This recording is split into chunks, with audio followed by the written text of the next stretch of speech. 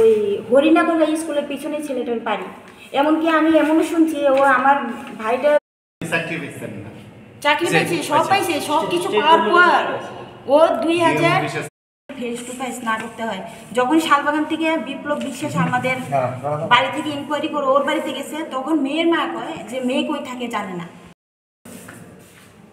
করার মুখ নেই ওর। যত নমস্কার, প্রথম আমাদের রাজ্যবাসী সবাইকে, রাজ্যবাসী মাননীয় আমাদের মুখ্যমন্ত্রীকে, স্বরাষ্ট্রমন্ত্রী সবাইকে আমার নমস্কার।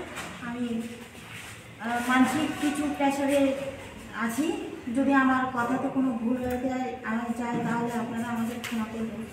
আমি শহীদ সঙ্গী সাতমুড়ার ছোটো বোন মৌসুমী সাতমুড়া।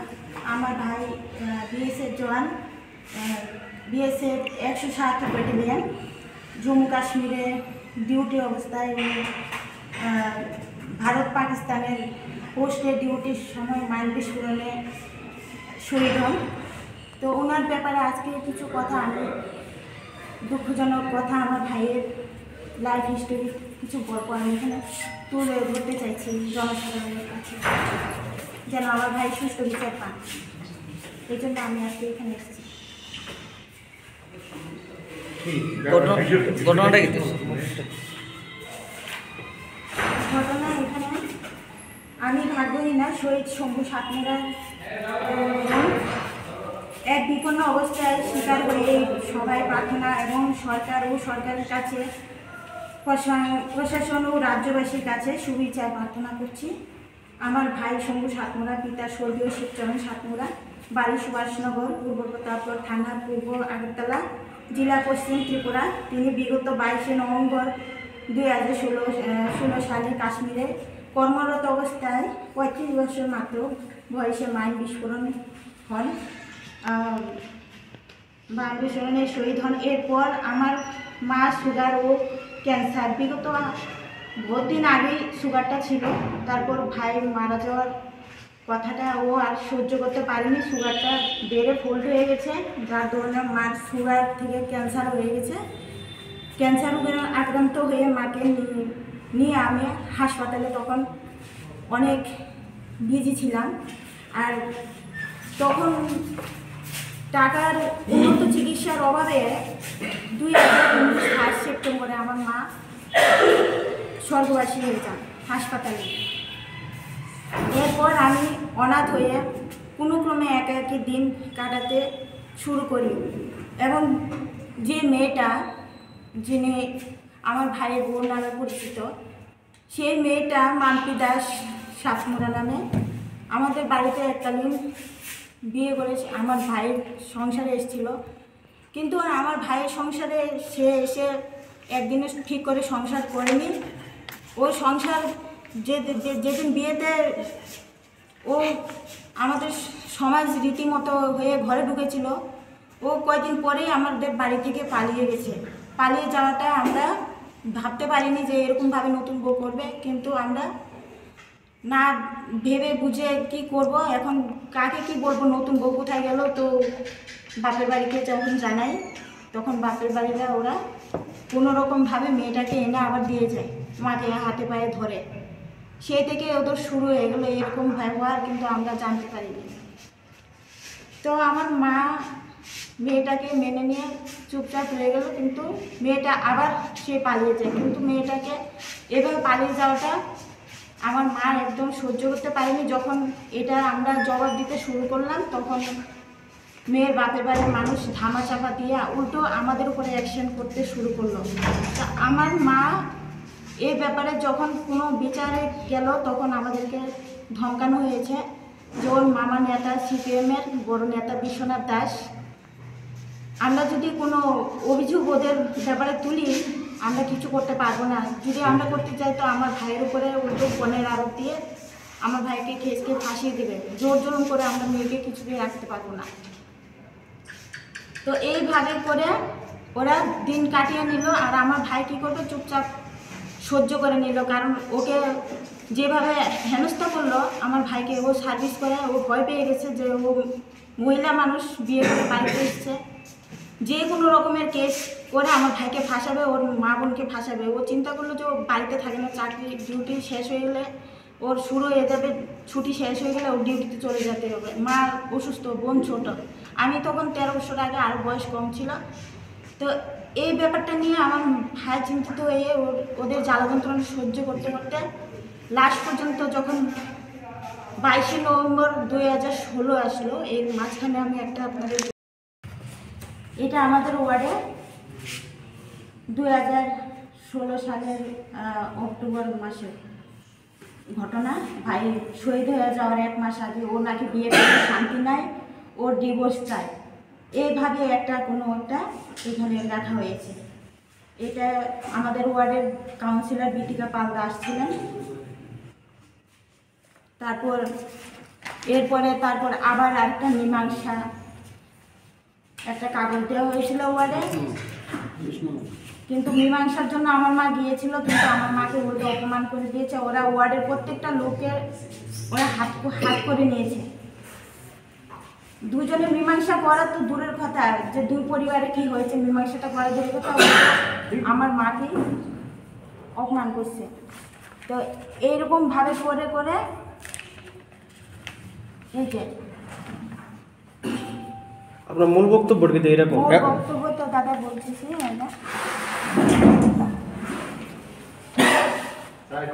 মূল বক্তব্য বলেন। এই যে মাধ্যমে খবর নেই তার, এই যে আমার ভাইয়ের একদিনের জন্য বিয়েটা করেনি ও, করে মেয়েটা ভাই বিয়ে হয়েছিল, সে কি করে আমার ভাইয়ের সব কিছু নিয়ে গেল, তার জন্য খোঁজ খবর নিতে শুরু করি। ও আমার একটু চাকরি চেষ্টার জন্য শুরু করি।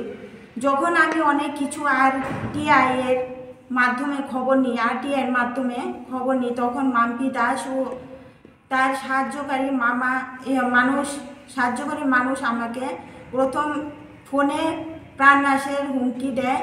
আমি বারবার ফোন নম্বর বদল করি। অবশেষে অক্টোবর 2024 সালে আমাকে ভিটু শপিং মলের সামনে পেয়ে এক বাংলাদেশি শ্রী সুদীপ ভট্টাচার্য ও তার এক বন্ধু মিলে আমাকে বলে, মাম্পির ব্যাপারে খবর নেওয়া বন্ধ করে দেন, না হলে প্রাণে মেরে ফেলবে। কিছুদিনের মধ্যে বাড়িতেও 2জন লোক পাঠায়। আমি ভয়ে পাড়ার লোক নিয়ে এয়ারপোর্ট থানায় অভিযোগ নথিভুক্ত করার চেষ্টা করি, কিন্তু থানার বড়বাবু অভিজিৎ মণ্ডল আমাদের ব্যাপারটা বর্তমানে কর্ণপাত করেনি। থানার বাধ্য হয়ে আমি পশ্চিম জেলার SP দ্বারস্থ হই।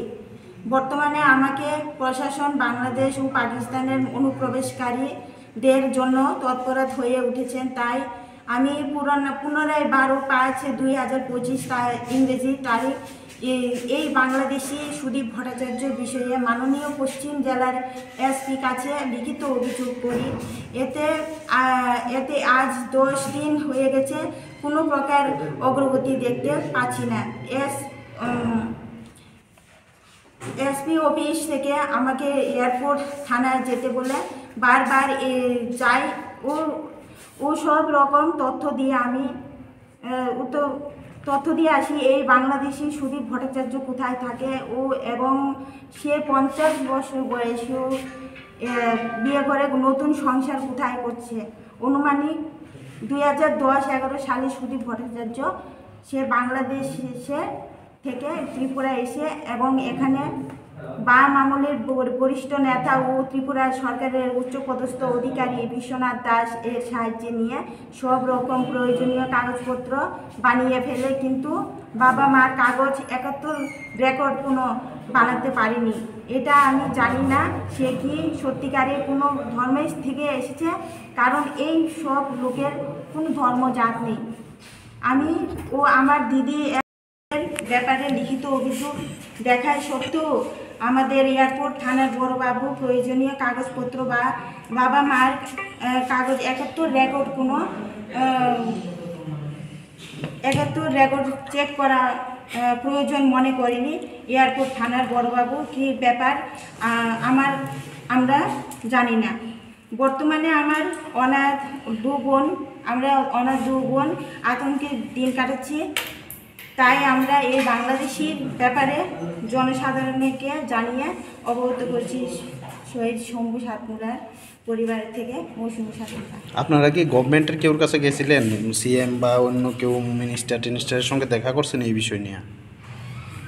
দেখা তো আমি এখন পর্যন্ত করিনি। আমি সিএমের কাছে যেতে চাইছিলাম একবার, কিন্তু আমাদেরকে গেট থেকে ফিরে দিচ্ছে। সুদীপবাবুর সঙ্গে আপনাদের সম্পর্ক রাখে? হ্যাঁ, আপনাদের কোনো সম্পর্ক আছে ওনার সঙ্গে? সুদীপ ভট্টাচার্য আমার ভাইয়ের ভাইরা লাগে। ও সব কিছু কাজ ইলিগালভাবে করছে, বিএসএফের কাজ। আমরা এটা কখন জানতে পারি, যখন আমার চাকরিটা আটকে দেয়। আমার চাকরি নমিনেশন লেটার বিএসএফের এই যে আমার নমিনেশন লেটারে এসে বলছিল, এই যে বিএসএফকে আমি রিকোয়েস্ট করেছিলাম যে বোর্ডাকে তো সব কিছু দেওয়া হয়েছে, ভাইয়ের ডেথ বেনিফিট, চাকরি থেকে সব কিছু। আমার মাকে কিন্তু কোনো কিছু দেওয়া হয়নি। আমি চাকরিটা দাবি করেছিলাম, কিন্তু চাকরি নমিনেশন লেটার এসেও আমাকে চাকরিটা দেওয়া হয়নি। মানপি দাসের বাড়ি থেকে কোনো কিছু একটা ফোন করে হয়তো বলে দিয়েছে, যার জন্য আমার চাকরিটা হয়নি। আমি এটা নিয়ে শালবাগান গিয়েছিলাম, ক্যাম্পে গিয়েছিলাম। পরে আমাদের ক্যাম্প থেকে বলে দিল যে এটা নিয়ে যদি তুমি কেস করো তাহলে তোমার চাকরি হয়ে যাবে। কিন্তু আমি যখন আমি নিজের ব্যক্তিগত লাইফের চিন্তা করে আমি লড়াই করতে যাই, ওর বাড়ি থেকে আমার ওপরে অনেক প্রেশার আসে, বলছে এটা আমার চাকরি ওর দিবে না। ও চাকরি করবে না, ও তো মন করে চাকরি করতেছে না। ত্রিপুরা স্টেটের থেকে চাকরি দেওয়া হয়েছে, তো সেন্ট্রালেরটা তো পড়ে আছে, সেন্ট্রালের তো আমি করতে চাইছি। আমি কি করে বাঁচবো? ও তো সব টাকা পয়সা নিয়ে গেছে। তো টাকা পয়সা নেওয়ার কিন্তু ওর কাছে কোনো নমিনি আমার ভাই দিয়ে যায়নি। যেহেতু ছেলে মেয়েটা এরকম অবস্থা, আমার ভাই নমিনি সব কিছু আমার মার নামে দিয়ে গেছিলো। ও টাকা পয়সা তখন পেয়েছে যখন আমার মা 1 সেপ্টেম্বর 2019-এ স্বর্গবাসী হন। তারপরে গিয়ে ও সাকসেন কাগজ মূলে ও সব কিছু আমার ভাইয়ের ডেথ বেনিফিটগুলো পেয়েছে, কিন্তু ওর থেকে 1 টাকা আমার মাকে সাহায্য করেনি। আমার মা যখন ক্যান্সার অবস্থায় শেষ মারা যাওয়ার 4-5 দিন আগে আমি ওর পিসাত্ত ভাইকে পেয়েছিলাম। ওকে খবর দিয়েছি আমার মাকে দেখার জন্য, এসে শেষ অবস্থায়, কিন্তু ও আসেনি। কিন্তু যখন আমার মা মারা গেছে তখন আমি তো ডেথ সার্টিফিকেট মার বের করে এনেছি জিবি হসপিটাল থেকে, কিন্তু দ্বিতীয়বার ওর ডেথ সার্টিফিকেট কোত্থেকে বের করে আনছে এটা আপনারা জনসাধারণরা বুঝবেন। ও পুরোপুরি ইলিগালভাবে সবটা কাজ করেছে। আমি বিএসএফ ডিপার্টমেন্টেও এই সবগুলো জানিয়েছি যে স্যার আপনারা ইনকোয়ারি ছাড়া কী করে আপনারা ওকে সব কিছু দিয়ে দিয়েছেন, ওর নমিনি কী করে চেঞ্জ হয়, আর সাকসেশন কাগজ মূলে কী করে বা বের করলো, এটা আপনারা কেন বুঝেন না? যদি আমার ভাইয়ের সাথে ওর সম্পর্ক ভালো থাকতো তাহলে ও কেন 3 বছর বাপের বাড়ি থেকে শ্বশুর বাড়ি থাকতো? তাহলে ও কেন 3 বছর ওর স্বামীর কোনো পরিচয় নিয়ে দেখলেনে কেন কোনো ডকুমেন্টসে নাম নথিভুক্ত করলো না, সার্ভিসে কেন কোনো নাম রাখলো না? এই জবাবগুলো স্যাররা দিতে পারেনি।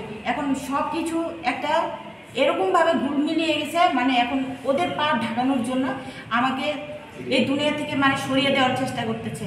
আর এর মধ্যে জড়িত বিশ্বনাথ দাস, ওর বোনের জামাই, যে বাংলাদেশি, পিওর বাংলাদেশি। এটা আমি বলবো, যদি আমি ভুল বিভ্রান্ত জনসাধারণকে গল্প শুনিয়ে থাকি তাহলে আমাকে যদি জেল দেওয়া হয় আমি জেল খাটবো, কারণ ও 71 সালের কোনো ডকুমেন্ট দেখাতে পারবে না। এ বাংলাদেশি ইন্ডিয়াতে থেকে আমাদের পরিবারটাতে একদম ধ্বংস করে দিয়েছে সুদীপ ভট্টাচার্য, সব কিছু ইলিগালভাবে কাজ করে। সুদীপ ভট্টাচার্য আর আপনার ভাইয়ের ভাইরা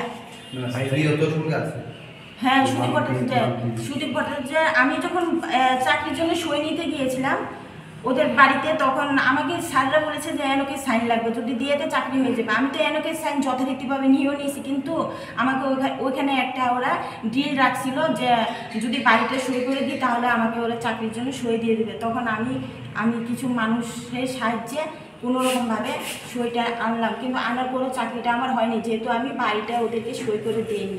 এরকমভাবে আমার উপরে হ্যারাসমেন্ট করতেছে। একমাত্র শুধু বিশ্বনাথ দাস সিপিএমের নেতা, উনি এখানে স্টেটের লোক, ওনার পরিচিত রাজনীতি লোকেদের সঙ্গে আছে, যার বলে মেয়েটার সবটা মিথ্যা বিবরণ সাজিয়ে ওকে সব জায়গাতে জয় করে নিয়েছে, মিথ্যা ইজ্জত কামিয়ে নিচ্ছে। আর আমার ভাইটাকে মানে অপমানিত করে জায়গায় জায়গায় ওকে হ্যারাসমেন্ট করছে, পরিবারকে আজও করে যাচ্ছে। এখন আপনি কি চান? এখন আমি চাইছি তার রাজ্যবাসীর কাছে, আমাদের মাননীয় মুখ্যমন্ত্রীর কাছে, সবার কাছে আমি এই দেশের যে আমি সুষ্ঠু বিচার চাই। আপনি কি কোনো আদালতে যাবেন? আমি যদি আদালতে যেতে হয় আমি যাব, কিন্তু এখন আমি আর্থিক অবস্থার কারণে আমি আদালতে আমি পারছি না এই কেসটা গড়াতে। আমাদেরকে পরিবার থেকে একদম নিষ্ক্রিয় করে দিয়েছে। আমার ভাইয়ের যে শ্রাদ্ধটা, ও শ্রাদ্ধটাও করেনি। যখন আমরা শ্রাদ্ধ করি তখন ওর টাকার পেছনে ব্যস্ত দৌড়ানো। আর যখন আমি মাকে নিয়ে হসপিটালে ছিলাম তখন ও আমাকে কীভাবে প্রাণনাশ করে মারবে তখন থেকে চেষ্টা করে আসছে। আমার উপরে এতটুকু প্রেশার যাচ্ছে, মানে ওর ব্যাপারে যাতে আমি কোনো কেস বা কোনো কিছুতে না যাই, আমাকে এই দুনিয়া থেকে সরিয়ে দেওয়ার চেষ্টা করছে এখনও। কে করছে এটা? এটা মাম্পি দাস, ওর বোনের জামাই বিশ্বনাথ দাস, মামা বিশ্বনাথ দাস, সরি, বোনের জামাই সুদীপ ভট্টাচার্য। আপনি কি লিখিত কোনো অভিযোগ জানিয়েছেন? আমি এয়ারপোর্ট থানায় জানিয়েছি, এসপি অফিসেও জানিয়েছি, কিন্তু এয়ারপোর্ট থানা তো কোনো কিছু নিচ্ছে না। অভিযোগ রাখছে কিন্তু কোনো কিছু স্টেপ নিচ্ছে না। বলতে গেলে খুঁজে আসছি, খুঁজছি, পাই না, এতটুকুই, আর কোনো কথা নেই। এই বিষয়টা নিয়ে আপনি মুখ্যমন্ত্রী দ্বারস্থ হবেন আগামী দিনে? মুখ্যমন্ত্রীর কাছে দ্বারস্থ আমি একবার তো গেট থেকে ফিরে আসলাম, তো আরেকবার যদি যেতে হয় আমি যাবো। সাংবাদিক গেছে তখন সাংবাদিক থেকে ভাগ যায়, কোনো রিপোর্ট দিত না। তখন আমরা কাছে খবর এসে বলে যে মেয়েটা তো ভালো, ওই হরিণাগঞ্জ স্কুলের পিছনে